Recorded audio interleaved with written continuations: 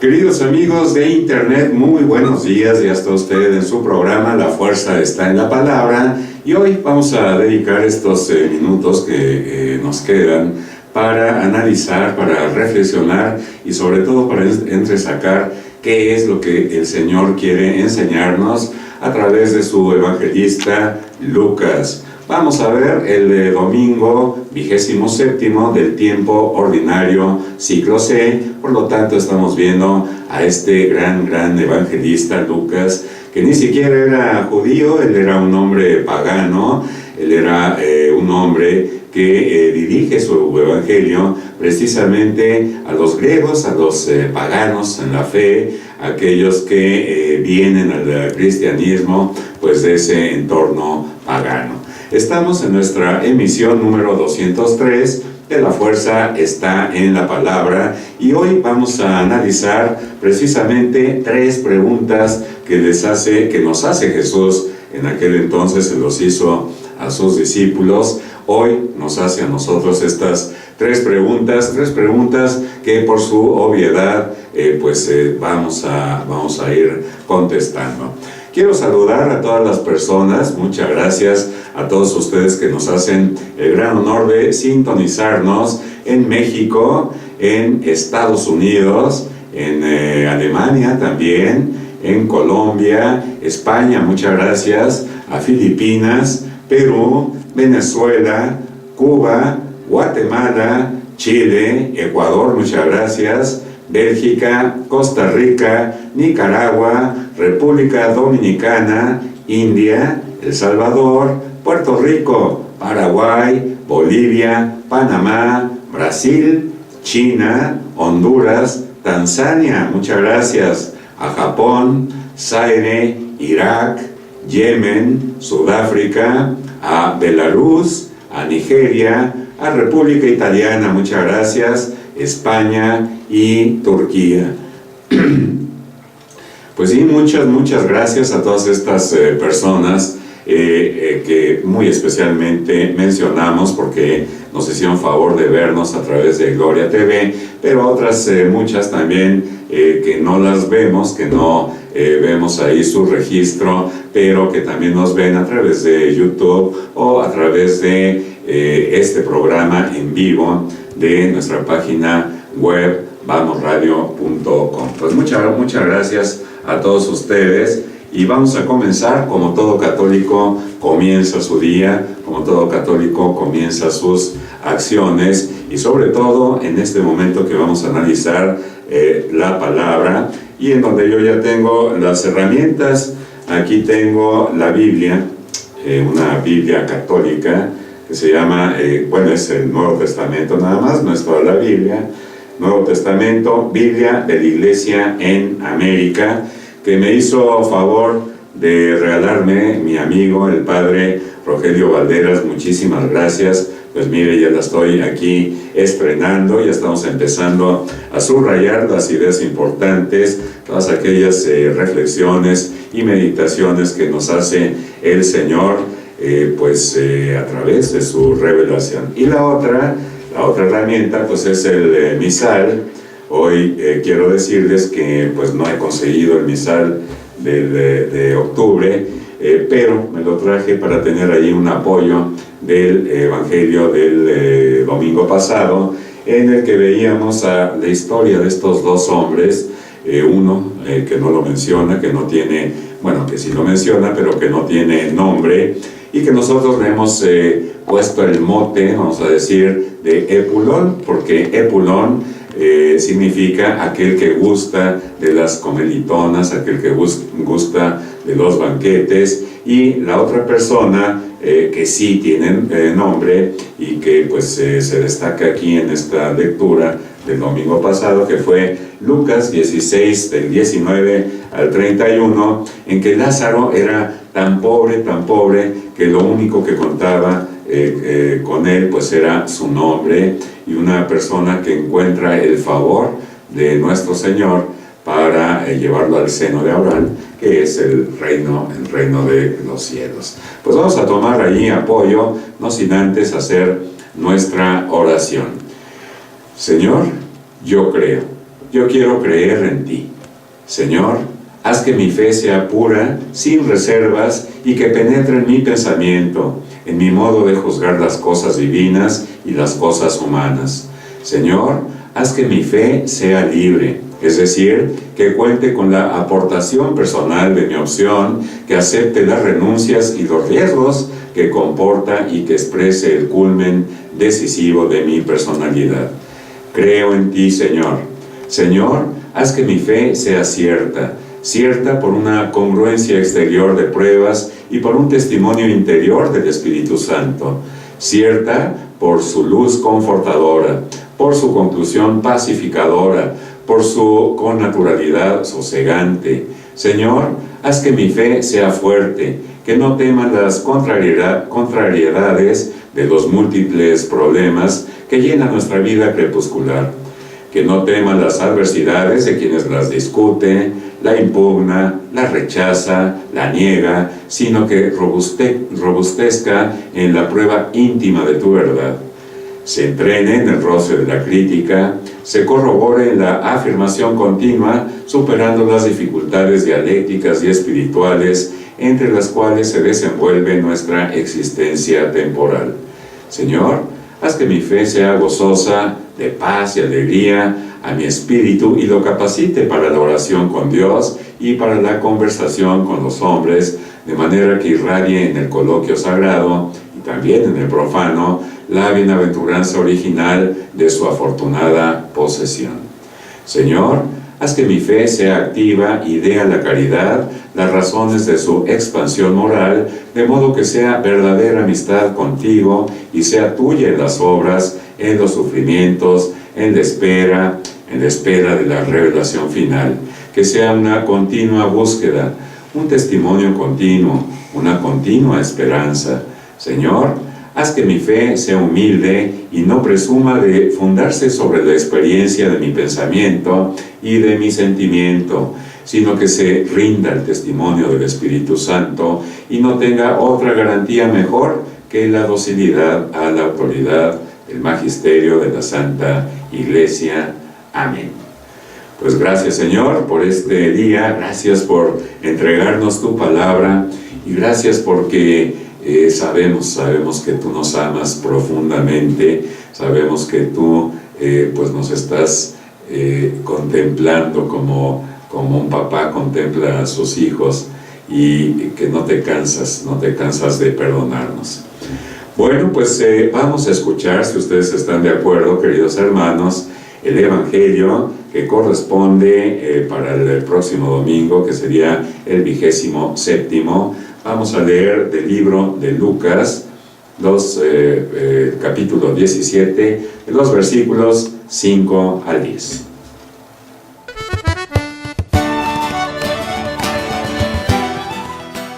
Los apóstoles le dijeron a Jesús: «Aumentanos la fe». Pero Jesús les respondió: «Si tuvieran una fe tan grande como una semilla de mostaza, le dirían a este árbol: arráncate de raíz y plántate en el mar, y él les obedecería. Si alguno de ustedes tiene un servidor arando o cuidando el ganado, cuando vuelve del campo, ¿acaso le dice: entra rápido y siéntate a cenar? ¿No le dice más bien: prepárame la cena y permanece atento a servirme hasta que yo haya comido y bebido, porque tú comerás y beberás después? ¿Tendría que agradecerle al servidor porque hizo lo que le mandó? También ustedes, cuando hayan hecho todo lo que Dios les manda, digan: somos servidores a los que nada hay que agradecer, porque no hicimos más que cumplir con nuestra obligación».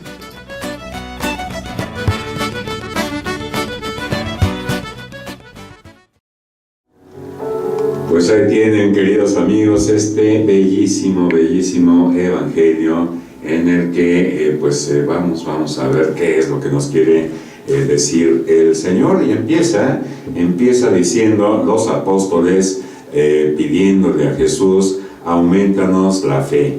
Pero Jesús les respondió: si tuvieran una fe tan grande como una semilla de mostaza, le dirían a este árbol o sicómoro: arráncate de raíz y plántate en el mar, y él les obedecería. Bueno, pues tenemos aquí en este evangelio a los personajes que pues es Jesús, y son los discípulos a quien dirige su palabra. Y comienzan los apóstoles, estos discípulos, pidiéndole a Jesús: aumentanos la fe. Recordemos que la fe es creer aquello que no vemos, creer aquello en lo que se espera. ¿Y por qué? ¿Por qué preguntan estos apóstoles? ¿Por qué le piden a Jesús que les aumente la fe? Bueno, pues tenemos que ir al contexto de la palabra del Señor.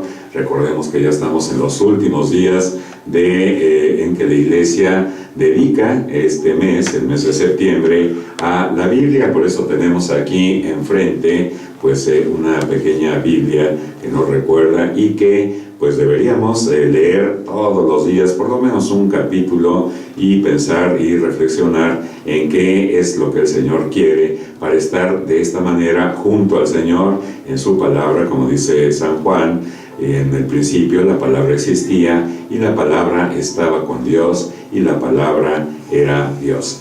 Pero vamos al contexto de este evangelio para enterarnos, para saber por qué los apóstoles estaban pidiéndole a Jesús: aumentanos la fe. Parece ser que la fe pues es algo que se tiene y que es un acto de voluntad.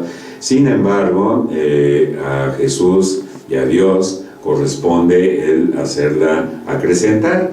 Pero los apóstoles la piden en ese momento porque vean ustedes, inmediatamente antes, en el versículo 4 ya desde el 3 del capítulo 17, dice: si tu hermano peca, repréndelo, y si se arrepiente, tienes que perdonarlo.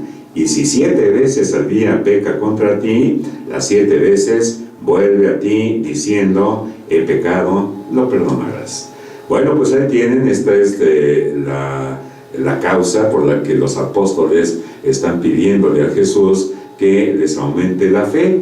Imagínense ustedes cualquier persona, una persona cercana, que podría ser su esposa, o podría ser su esposo, o podría ser su hijo, y de repente peca, dice, y nosotros lo reprendemos, y si se arrepiente, tienes que perdonarlo. Pero sucede que podría esta persona, a la que estamos refiriéndonos, que pudiera hacerlo varias veces. ¿Cuántas? Pues todas, hasta 70 veces 7, que quiere decir muchas, que quiere decir todas, que significa, acuérdense ustedes, el 7 es la plenitud. Imagínense cayendo y cayendo y cayendo el mismo día, y lo que nos pide el Señor: tienes que perdonarlo hasta 70 veces 7. Bueno, pues cuando uno es el que cae, qué bueno, bendito sea el Señor, que nos manda esta ordenanza de perdonar 70 veces 7, o sea, todas. Pero, ¿qué sucede cuando nosotros somos los que tenemos que perdonar? Bueno, pues ya resulta difícil, a tal grado que tenemos que pedirle al Señor que nos aumente la fe. Y Jesús responde: si tuvieran fe tan grande como un granito de mostaza, pues entonces ordenarían a ese sicómoro, que es una palmera, arrancarse y plantarse en el mar. Como queriendo decir, todas las cosas, aun las más imposibles, por medio de la fe, por medio de la oración, pues se pueden lograr. Pues queridos hermanos, es difícil perdonar, y más aún perdonar siempre como lo pide Jesús. Para hacerlo se requiere precisamente tener fe, porque la fe capacita al discípulo, hace lo que de por sí es imposible para los seres humanos. Por eso los apóstoles piden a Jesús que les aumente la fe. Jesús les responde con una brevísima parábola que la encontramos ahí en el capítulo 17, en el versículo 6 ya, que les responde: si tuvieran fe tan grande como una semilla de mostaza, le dirían a este árbol: arráncate de raíz y plántate en el mar.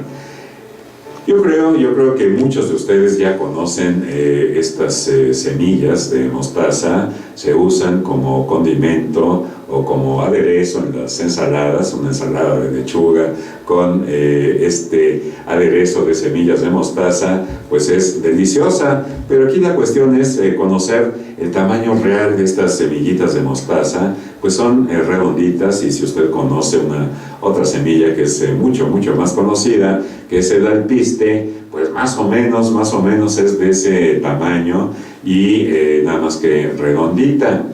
Bueno, pues el Señor les dice esto precisamente: si tuvieran fe como un grano de mostaza, habrían dicho a este sicómoro o a esta palmera: arráncate y plántate en el mar, y os habría obedecido, dice el Señor, para decirnos que cosas tan imposibles como ordenar a un árbol plantarse en el mar, y cosas tan fuera de la razón, pues se pueden conseguir a través de la fe. Bueno, pues si la fe se pudiera medir, quien tuviera una fe tan grande como esta pequeña semilla, que lo vamos a ver en el capítulo 13, versículo 19, podrían perdonar siempre.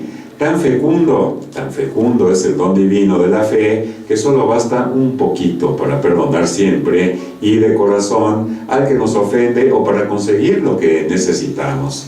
Por más imposible que parezca, como pues este ejemplo que pone Jesús: trasladar un árbol al mar. El capítulo 17, versículo 6. Bueno, y vamos a pasar a la segunda parte de esta parábola, de este texto evangélico que nos presenta San Lucas, que va del versículo 7 al 10, porque Jesús promete la vida eterna a los que cumplen sus exigencias.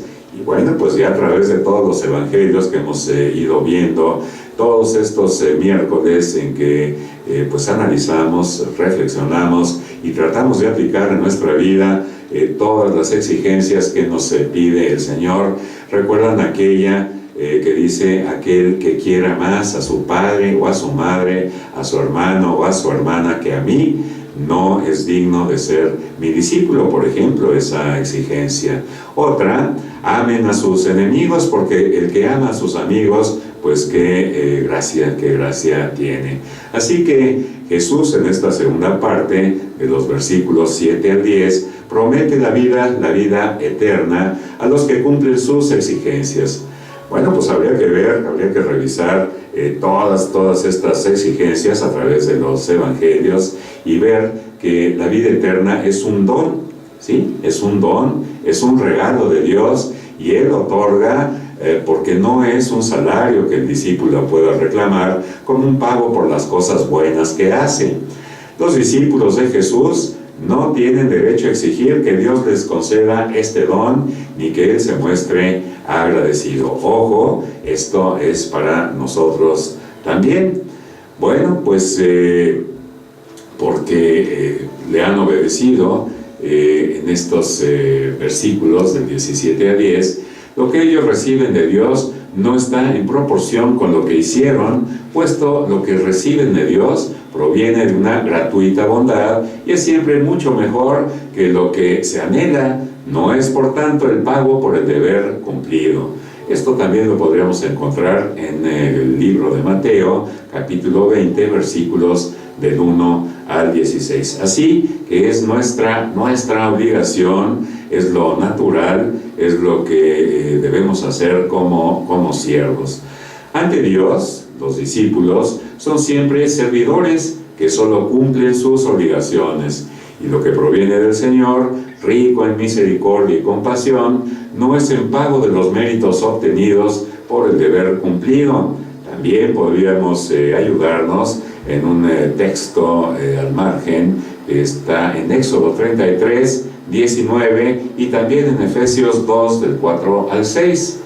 La gratuidad en la relación con Dios y los demás debe distinguir al discípulo de Jesús. Bueno, pues aquí ya tenemos un primer punto que nos clarifica que esto es lo natural. Nosotros como siervos de Dios, pues hacer su voluntad es lo que nos corresponde y no tenemos que pedirle a Dios que nos lo agradezca como pudiera suceder en algunos momentos en que nuestro crecimiento espiritual pues está en la infancia y que no hemos crecido. Quiero saludar a Leti de la Velar y Pita García Legazpi, que nos están siguiendo. Muchas gracias, Pita, como siempre, por tu compañía.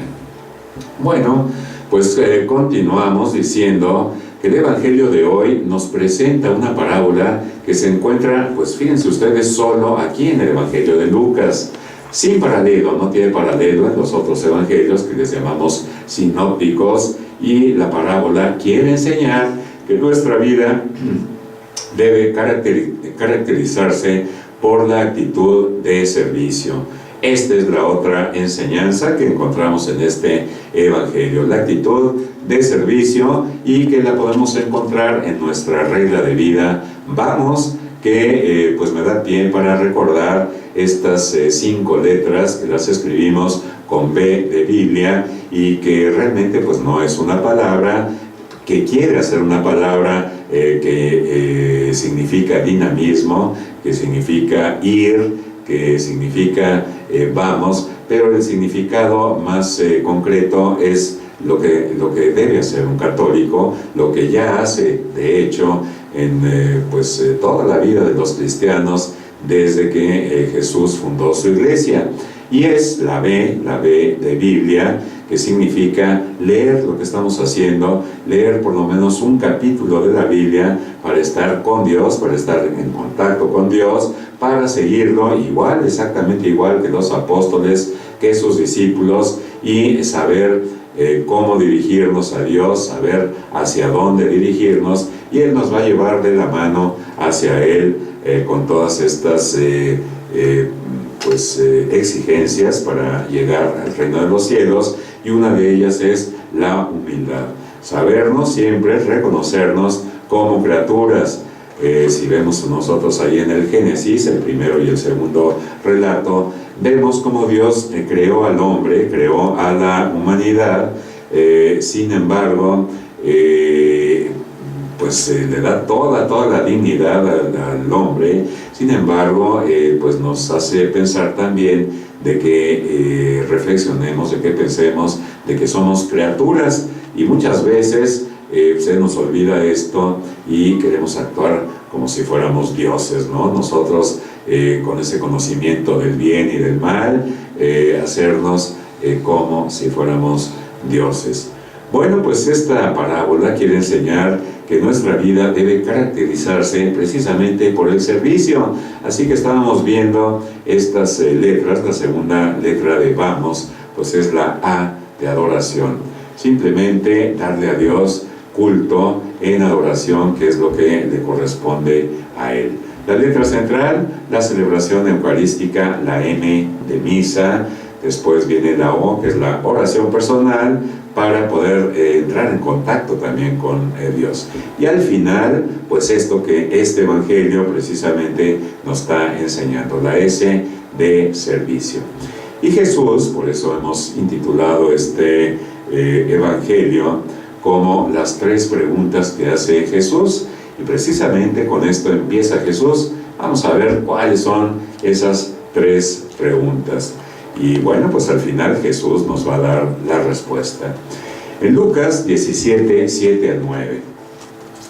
Bueno, pues estas 3 preguntas de Jesús, se trata de 3 preguntas sacadas de la vida de cada día, para las cuales los oyentes adivinaban ya la respuesta. Las preguntas son formuladas de tal manera que invitan a cada oyente a que piense en su propia experiencia, y desde ahí, desde su propia experiencia, trate de dar una respuesta. Bueno, veamos la primera pregunta que hace Jesús. ¿Quién de vosotros que tiene un siervo arando o pastoreando, y cuando regresa del campo le dice, pasa al momento y ponte a la mesa?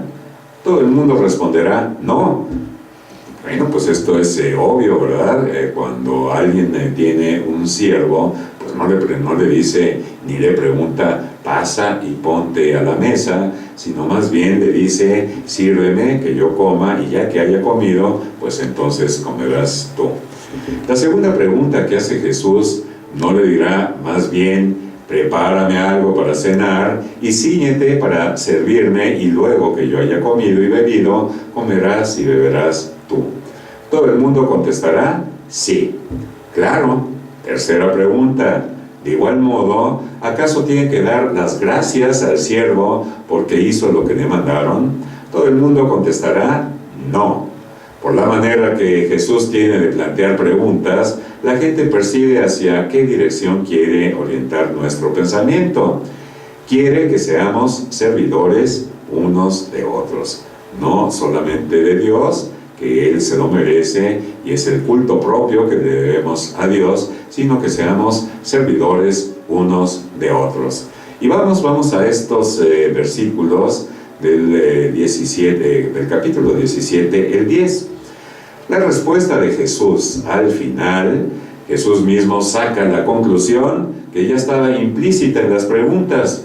De igual modo, vosotros, cuando hayáis hecho todo lo que os mandaron decir, no somos más que unos pobres siervos, solo hemos hecho lo que teníamos que hacer.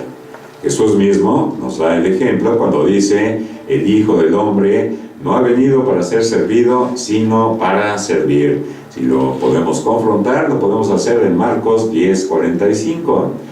El servicio es un tema que gusta a Lucas.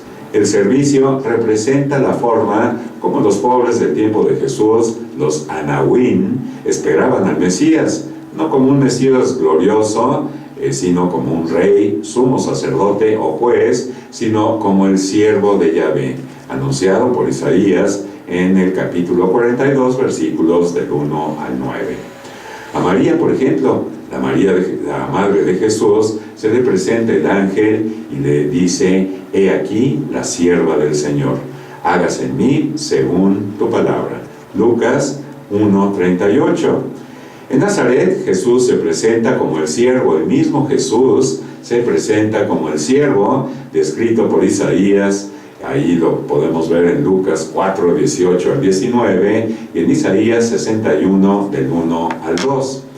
En el bautismo y en la transfiguración fue confirmado por el Padre en una epifanía que cita las palabras dirigidas por Dios al siervo. A sus seguidores Jesús pide, ¿quién quiere ser el primero? Quien quiera ser el primero, que se haga siervo de todos. Siervos inútiles es la definición del cristiano. Pablo habla de esto a los miembros de la comunidad de Corinto cuando escribe, yo planté, Apolo regó, pero quien dio el crecimiento fue Dios. Ni el que planta ni el que riega es algo, sino Dios que da el crecimiento. Pablo y Apolo no son más que instrumentos, servidores, lo que vale es Dios y solo Él. 1 Corintios 3:7. Servir y ser servido. Aquí, en este texto, el siervo sirve al Señor y no el Señor al siervo. Pero en otro texto, fíjense qué interesante, en otro texto, esta palabra de Jesús, se dice lo contrario. Dichosos los siervos que el Señor encuentra en vela cuando llega, en verdad os digo, que se ceñirá y los sentará a la mesa y se prestará a servirlos. Lucas 12:37. Bueno, pues vean ustedes cómo en este texto el Señor sirve al siervo y no el siervo a su Señor. En el primer texto Jesús habla del presente, en el segundo texto Jesús habla del futuro. Este contraste es otra manera de decir, gana su vida aquel que esté dispuesto a perderla por amor a Jesús y al Evangelio. Quien sirve a Dios en esta vida será servido por Dios en la vida futura. Fíjense ustedes qué misterio y qué maravilla. Bueno, pues ya se nos está terminando el tiempo. Gracias, amigos, por estar aquí con nosotros, y vamos a cerrar este programa haciendo como una reflexión personal. La pregunta catapulta, la pregunta generadora sería para cada uno de nosotros y para cada uno de ustedes, ¿Cómo defino mi vida? Vamos a ponernos en las mismas preguntas de Jesús. ¿Vivo yo como siervo inútil? Bueno, pues ya cada quien responderá a estas preguntas. Vamos a ver solamente, ya aprovechando estos últimos minutitos, lo que sucedió en el Evangelio del domingo pasado, en donde mencionaba a estos dos hombres, a Epulón y a Lázaro, donde ni Epulón se condenó por ser rico, ni Lázaro consiguió el reino de los cielos por ser pobre, sino que en esta ocasión, en este Evangelio del domingo pasado, pues el rico se condenó no por lo que hizo, sino exactamente por lo que no hizo. Fue el pecado de omisión. Y valdría la pena nosotros saber y hacer un examen de conciencia por todas aquellas cosas que omitimos para hacer en favor de nuestro Señor, como este servicio que estamos meditando hoy. Servicio que debemos a Dios y que debemos a nuestro Señor, y que es algo natural y por lo cual no tenemos que pedirle que nos se agradezca el Señor, ni por ir a misa, ni por comunicar el Evangelio, ni por ser testigos de Él, sino reconocernos como criaturas, como siervos inútiles. Perdón. Y bueno, también, ¿qué habrá hecho este pobre Lázaro para ganar el reino de los cielos? Porque seguramente no fue por su pobreza, ni porque había pues pasado esa vida de carencias. Bueno, pues lo que yo creo que hizo Lázaro, pues fue un siervo también inútil, que aceptó lo que el Señor le mandó en vida, y en premio recibió el reino como gratuidad del Señor, el reino de los cielos. Vamos a hacer una pequeña oración final. Conoce Yahvé la vida de los íntegros, su heredad durará para siempre. En tiempo de escasez no se avergonzarán, en días de penuria gozarán de hartura. Salmo 37, versículos 18 al 19. Pues queridos amigos, esto ha sido hoy la reflexión que nos da el Señor: ser siervos, servir al Señor, servir a los demás y perdonar hasta 70 veces 7. Muchas gracias por la hospitalidad que han tenido en sus casas, por aprender esta computadora, por seguirnos y por seguir sobre todo la palabra del Señor en la boca de Lucas. Que pasen ustedes el resto del día lleno de Dios. Hasta pronto y muchas gracias.